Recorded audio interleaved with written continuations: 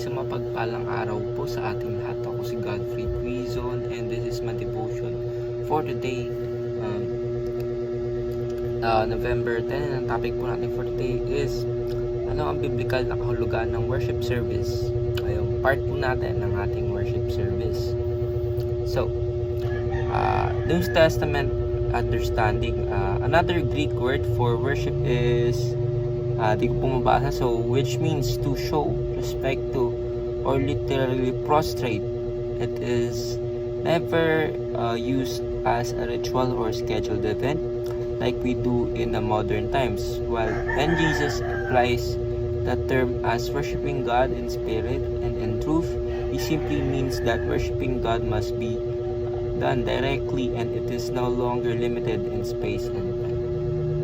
So, ito po yung continuation natin, part 2 po natin. So, wala po muna scripture and teachings kasi related po siya sa teachings natin kahapon. So, ang sasabi po dito ng ating Panginoon Jesucristo, na kung saan ang meaning ng worship, true meaning ng worship ay paglilingkod sa ating Panginoon in all ways possible. Ibig sabihin, ang meaning po ng worship ay hindi lang po tayo sumasamba, tumatalon, nakikisayaw, kumakanta tuwing Sunday or Sunday services, Thursday services. Hindi lang po ganon, kundi ang pag-worship natin sa Panginoon ay pagbibigay araw-araw ng ating buhay, ng ating best para sundin ang kanyang mga inuutos, para sundin ang kanyang loob, para sundin kung ano ang gusto ng ating Panginoon. So, ang ating Panginoon po kasi, He wants us to realize na ang pag-serve sa Kanya ay hindi lang po tuwing Sunday, or ang pag-worship sa ating Panginoon ay hindi lang once a week.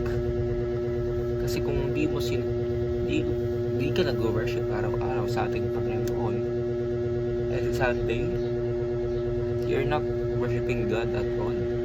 Kasi of course, kung sa isang araw, isang beses ka lang sa isang linggo mag-worship sa ating Panginoon, then you're actually not establishing a relationship sa ating Panginoon and you're not being fruitful.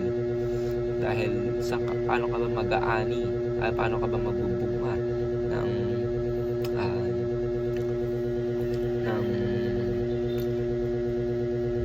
paano ka magkakaroon ng bunga sa pananampalataya sa ating Panginoon if papakita mo lang ang pag-worship mo sa ating Panginoon tuwing Sunday, or